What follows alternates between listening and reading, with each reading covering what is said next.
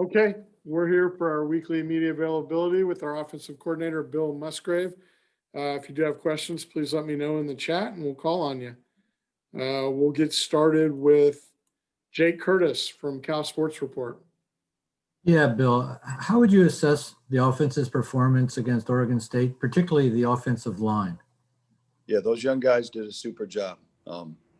Thankful for their effort and their attention to detail. Another good lesson of always be prepared.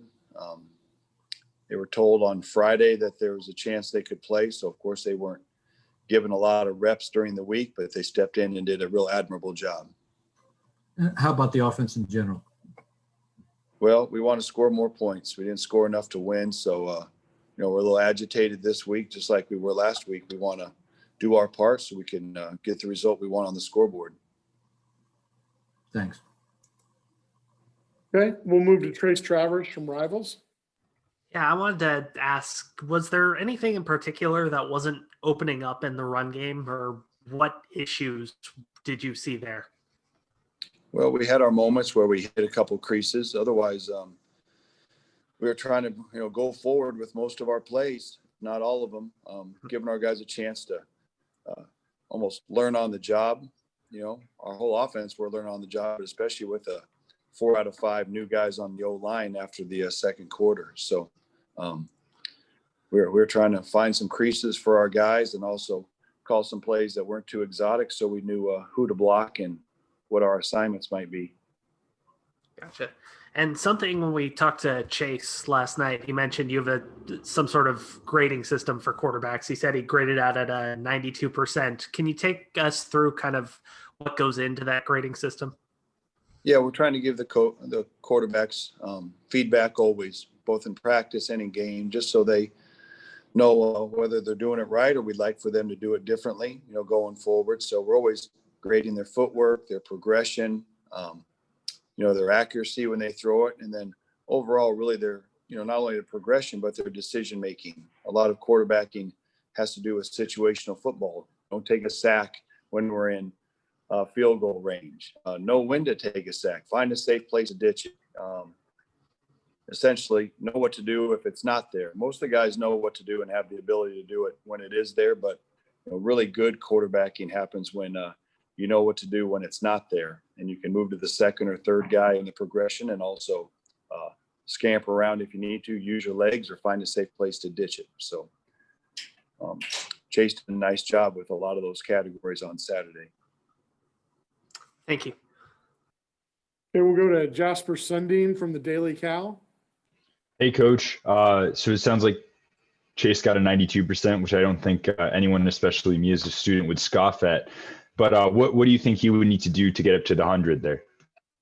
Well, we've missed a couple of throws. I've got some play calls that I would like back, and I'm sure Chase has some throws that he would like back, a couple progressions. No one's ever played a perfect game or had a perfect practice, so we're always striving for that. But, he made a lot of good plays for us. I thought the fact that he started fast was really essential. We didn't go up there and dip our toe in the water or ease our way into the game.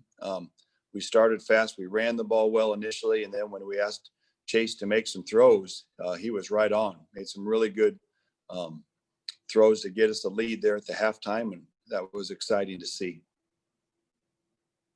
Absolutely. And if I could just ask, what is one thing you're maybe proud of from that performance, and then one thing you really want to improve on ahead of the big game?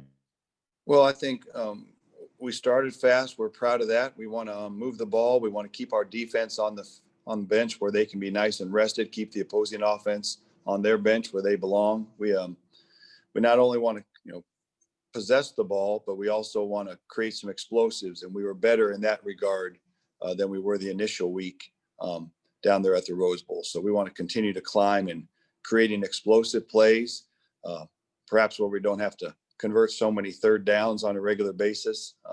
And then, of course, when we get in the red area, we want to come away with points, whether it's 3 or 7, preferably 7, obviously, but we want to come away with points so we can keep stacking those points on the scoreboard to help our overall team output. Thank you, Coach. Thank you. Sorry about that. We'll move to Rusty Simmons from the San Francisco Chronicle. Coach, I'll stick with the Garbers theme here for just a little bit. Last year, he had such a great game against Stanford. I'm wondering, in your experience as a player or a coach, when a quarterback does that on that kind of stage, what that does for their confidence level? Well, I think it does wonders for anyone's confidence level when you do it. We've talked about that. Confidence only comes from one source and one source only, and that's demonstrated performance, especially in a game. So the games are different than practice, and so the more game experience Chase gets, I know he played here as a young player and got some good experience, took some lumps like we all do when we start out playing. And I think he's learning as he goes along. Now he's got a new system this year. And so once again, he's climbing and he's learning and he's gaining from every single rep that he gets. But definitely the game reps are much more important than a practice rep. To do it in a big game, in a 2-minute situation, does that do anything for a quarterback, for an offense as a whole, or am I making too much of that?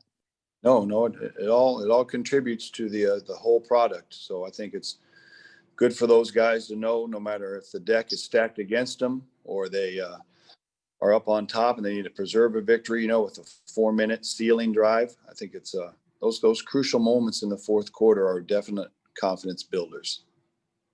And then if I can, I'll just ask a real general question about Stanford. I know it's a weird year and you only have 2 games of tape here, but anything that stands out when you watch their defense? Well, they're really good. They're well coached. They've been in the same system for years and years. They know what they're doing. Whether there's a Solomon Thomas over there, or Blake Martinez, I think they may even have some better guys. They just got good talent. The coaches know what they're doing, and we're going to have our hands full. We're going to try to do our very best to start fast again and keep pouring it on. We just we want to get on the right side of the ledger, obviously. Thank you. Then we'll go to Joshua Morgan from Bear Insider. Yeah, Coach, just had a quick question. What did you see from your perspective on the second interception on that last drive ending the game? Oh, I saw a ball hit a guy right in the face. So, we want to do a better job with protection, number one. And then as a quarterback, Chase and I have talked about it. He'll get better in that instance going forward, rather than trying to throw it through somebody and having the ball get tipped up in the air. So unfortunate, especially on first down where we were going to have another 3 shots at the end zone to win the game. And then one more question. We saw a great game from our receivers, especially Kakoa Crawford. What do you have to say about Kakoa's performance in that game? Yeah, he does a great job. He works hard in practice every day and showed in the game. He just the whole receiving core works hard. It's a deep group. Monroe Young made a great catch when we were backed up one time. All those guys are really working hard and thankful to throw balls to them each and every day. Thank you, Coach.